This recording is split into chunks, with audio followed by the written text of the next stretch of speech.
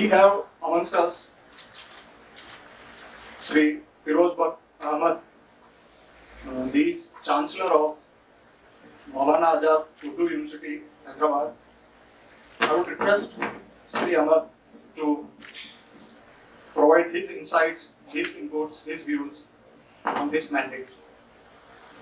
देखिए, सबसे पहले तो मैं हार्दिक धन्यवाद करना चाहूँगा अपने भाई कुलदीप रत्नू जी का कि जिन्होंने मुझे मौका दिया। हालांकि यहाँ बहुत एनलाइटनिंग और काबिल लोग बैठे हैं, मुझे डर भी लग रहा है कि मैं क्या बोलूँ, कहाँ से शुरू करूँ और क्या कैसे अपनी बात को आगे बढ़ाऊँ। लेकिन चूंकि उनका हुक्म है कि चंद अल्फाज कहने हैं तो मैं कुछ जसारत करता हूँ, कुछ कोशिश करता हूँ। वैसे मैं यहाँ कहने नहीं आया था, मैं यहाँ सुनने आया हूँ और कुछ सीखने आया हूँ।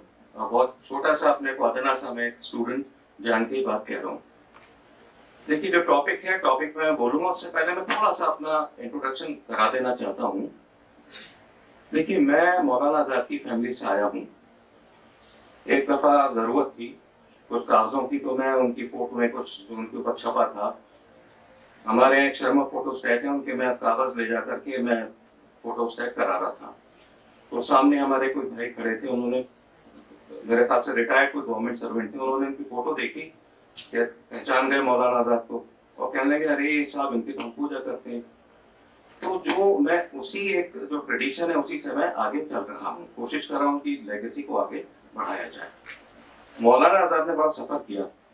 वो मैं टॉपिक पे आता हूँ, मुझे रत्नू जी 1 मिनट दें बस। सफर यूं किया कि वो चाहते थे कि हिंदुस्तान के टुकड़े ना हो, there should not be any vivisection of India. आखिरी दम तक उन्होंने कोशिश की। वो गांधी जी से नाराज हो गए जब गांधी जी ने उनसे ये कहा कि आजाद अगर पार्टीशन हुआ तो मेरी लाश में होगा, मगर पार्टीशन हो गया। वो बहुत ज्यादा उनसे नाराज थे। जहाँ तक पंडित जवाहरलाल नेहरू जी की बात है, मेरे फादर ने मुझे बताया कि जब वजीर आजम बनाया जाना था हिंदुस्तान का, तो कुछ दो लोग उसमें से दो में से एक का सिलेक्शन करना था, या तो सरदार पटेल का या पंडित नेहरू का। दोनों ही काबिल थे, दोनों ही वकील थे, दोनों बहुत ज्यादा एनलाइटन लोग थे। तो नेहरू का पलड़ा ज्यादा भारी था, उसकी वजूहत आप जानते हैं। मौलाना को बुलाया गांधी ने और उनसे पूछा कि भाई मैं किसको वजीर आजम बनाऊं। मौलाना की कुछ नोकझोंक चलती थी हिंदू मुस्लिम को लेके सरदार पटेल से। तो उन्होंने कहा गांधी जी से कि आप पंडित नेहरू को वजीर आजम बना दीजिए, बात खत्म हो गई। उसके बाद जब मौलाना आजाद ने अपने इंतकाल से पहले मेरे वालिद नूरुद्दीन साहब को बताया, मेरे वालिद मौलाना आजाद के भतीजे थे, उन्होंने उनको बुलाया, मौलाना की कोई औलाद नहीं थी। उन्होंने कहा, मौलाना आजाद ने बताया उनको कि मेरी जिंदगी की जो बड़ी गलतियां थी उसमें से गलती ये थी कि मैंने गांधी जी को मिसगाइड किया। और वो कैसे मिसगाइड किया, जब उन्होंने मुझसे पूछा कि मैं किसको वजीर आजम बनाऊं, तो मैंने ये कहा कि नेहरू जी को बना दो। मुझे कहना चाहिए था कि हिंदुस्तान का वजीर आजम सरदार पटेल को बनाइए, वो मैंने नहीं कहा और हिंदुस्तान की तारीख की बहुत बड़ी गलती है। तो खैर ये तो चीज एक तारीख से जुड़ गई।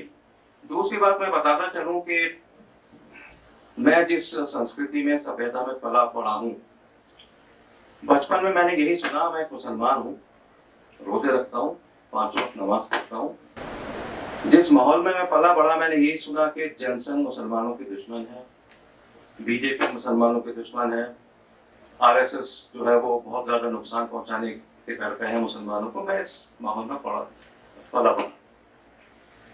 तो मैं भी यही सोचता था पहले, जब कुछ कॉलेज गए हमने सोचा ये है किस खेत की मूली आरएसएस, देखे हम जाके। तो मैं इनकी मीटिंग्स में गया, बीजेपी के नेताओं से भी मिला, तो मैंने पाया कि ये लोग बड़े इन आदर सत्कार करने वाले लोग हैं और बहुत ही एक ये समझिए कि ठहराव है इनके मिजाज में। तो मैंने कहा ये बात मेरे समझ में नहीं आई कि आरएसएस मुसलमानों की दुश्मन है। और जब मोदी जी प्राइम मिनिस्टर बनने वाले थे, ये कहा जा रहा था कि भाई अभी मोदी जी आ रहे हैं, मुसलमानों के लिए मारकाट होगी, ये सब बहुत कुछ बातें कही गई।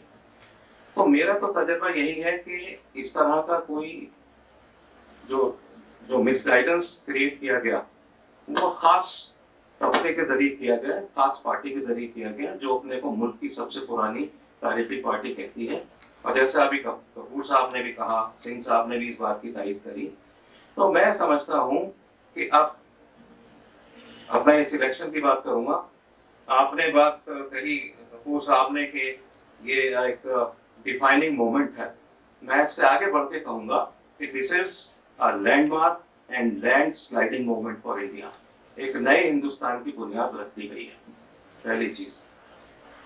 दूसरी चीज, मैं यहाँ इलेक्शन से ज्यादा मैं जिक्र करना चाहूंगा एक पैराडाइम मोदी का। मैं मोदी भक्त नहीं हूँ, ना मैं मोदी अंधभक्त हूँ, लेकिन मैं मोदी को बहुत ज्यादा पसंद करता हूँ। जितना भी मैंने मोदी को समझा गुजरात से लेकर अब तक, तो मैं समझता हूँ कि आज की तारीख में जिस तरह के नेता वो हैं, वर्ल्ड में तो कोई नेता नहीं है। अब जो मैंने उनकी तकरीर सुनी थी, जो उन्होंने बीजेपी के हेड क्वार्टर पे करी थी, आईटीओ पे, एक एक लफ्ज ऐसा, मतलब play of words was far excellent. यानी ऐसी स्पीच मैंने किसी भी वर्ल्ड के नेता से नहीं सुनी, चाहे वो ब्रिटिश का कोई प्राइम मिनिस्टर हो, टेरेसा मे हो, या ट्रंप हो, या हमारे पड़ोसी इमरान खान हो, या जिनपिंग हो। यानी जिस तरह की, अच्छा चलिए ठीक है, तकरीरें कर ली, प्राइम मिनिस्टर है, उनका एक तजर्बा है, लेकिन जो माइंडसेट है और जो एनलाइटनमेंट और जो अंडरस्टैंडिंग मोदी की है, मैं समझता हूँ। हाँ, एक चीज मुझे और याद आ रही है, नॉस्ट्राडामस ने वर्ल्ड का जो एक डिक्लेरेशन की थी, हर मुल्क के बारे में उन्होंने कुछ कहा, तो उन्होंने हिंदुस्तान के बारे में एक बात कही थी। उन्होंने ये कहा था कि इस खित्ते में, यानी इस हिंदुस्तान के खित्ते में एक ऐसा आदमी आए जो कि काफी दिन तक राज करेगा और जो सही मानों में जो हिंदुस्तानियत है उसके मैसेज को लेके आगे बढ़ेगा। अब नाम तो नहीं दिया गया, लेकिन मेरे ख्याल से वो शख्स आ चुका है, 2014 में वो शख्स आ चुका है। और दो एक बातें कह के मैं अपनी बात को तमाम करूंगा। बहुत कुछ यहाँ हिंदू मुसलमान के ताल्लुक से कहा जाता रहा है, माइनॉरिटी मेजॉरिटी के ताल्लुक से कहा जाता रहा है। मैं ये दो शब्दों में विश्वास नहीं रखता, माइनॉरिटी और मेजॉरिटी। मैं हमेशा से इंडियनिज्म में, मैं हमेशा से यही कहता हूँ, मैं अपनी कम्युनिटी में भी कहता हूँ। मैं यहाँ बैठा हूँ, बरादराने वतन बैठे हैं, मैं इसलिए नहीं कह रहा, हमेशा से मैंने कहा कि इंडिया कार्ड खेलो। देखिए होता क्या है, एक ये मजे की बात मैं बता रहा हूँ आपको। जब हिंदू और मुसलमान बैठते हैं स्टेज पे, रत्नू जी वो कहते हैं तू मेरा भाई मैं तेरा भाई, अब प्यार मोहब्बत की बातें करते हैं। जब दो हिंदू बैठते हैं वो कहते हैं ये मुसलमान, ये तो बड़े धोखेबाज लोग हैं, मलेच हैं। जब दो मुसलमान मिलकर बैठते हैं कहते हैं हिंदू काफिर है, हमें नुकसान पहुंचाने वाला है।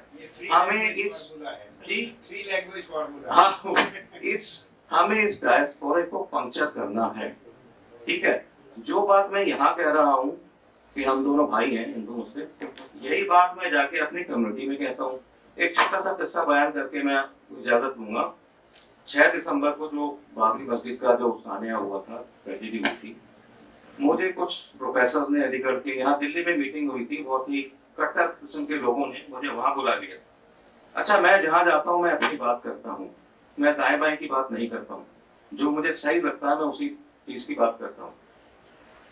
मैंने वहां पे सब लोगों ने अपनी अपनी बात करी, मैंने वहां ये कहा, देखिए वो एक बड़ा भयानक तजर्बा था, एक भयानक सपना था, उसको आप भूल जाइए, बाबरी मस्जिद को भूल जाइए, अब आप उससे आगे बढ़ जाइए।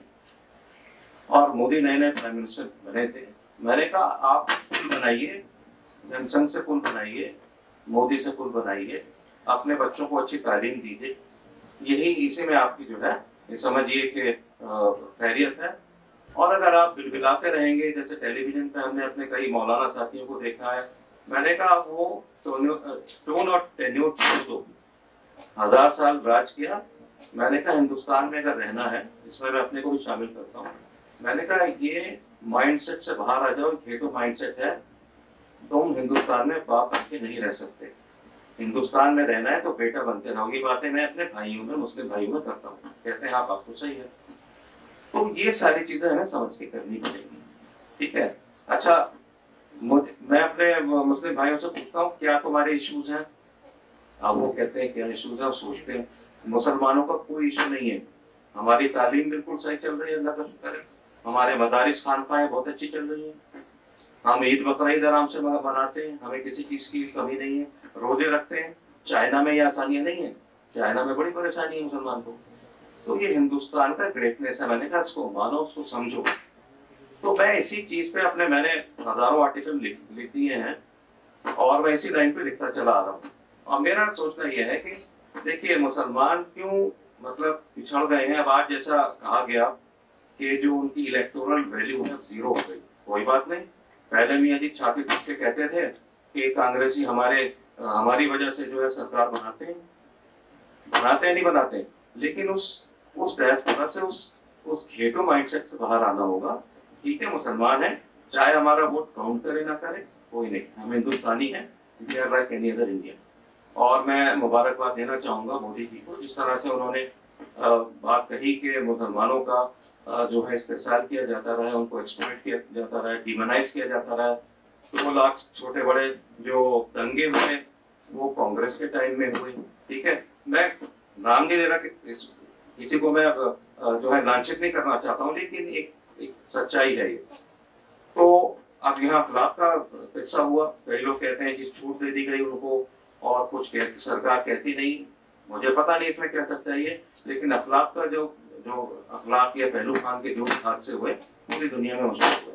मेरा ख्याल है जब नई अब सरकार आई है इसमें ऐसा कुछ नहीं होने वाला और माइनॉरिटीज के लिए बहुत ही एक ठंडक का जमाना, अच्छे दिन आने वाले हैं। और मोदी जी जो है, मैं इसलिए भी उनकी कदर करता हूँ, he is a down to earth man. वो सही मानों में वो आदमी चाय वाला आदमी है, सही मानों में वो चौकीदार आदमी है। और उनके बाद मैंने अपने आप को, मैं चांसलर हूँ मौलाना आजाद नेशनल उर्दू यूनिवर्सिटी का, मैंने अपने को चौकीदार चांसलर कहना शुरू कर दिया, क्योंकि वहाँ बड़ी समस्याएं हैं जिनका मैं इहाता कर रहा हूँ, कोशिश कर रहा हूँ सही रास्ते पर वो यूनिवर्सिटी आ जाए।